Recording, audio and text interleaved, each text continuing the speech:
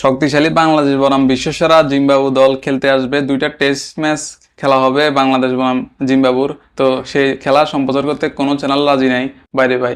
এই কথাও শেষ পর্যন্ত শুনতে হবে। মানে এর চাইতে লজ্জা আর কি আছে?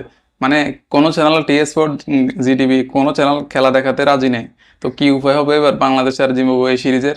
মানে তারা আর কোনো দলকে ফাইনাই, ভালো কোনো দলকে ফাইনাল সিরিজ আয়োজন করতে শেষ শুধু বারবার কি করে জিম্বাবুর সাথে সিরিজ আয়োজন করে। তো তাহলে এরা দেখাবে কিভাবে খেলার সম্প্রচার কিভাবে করবে? মানে বিটিভি একমাত্র এখন উপায় কি?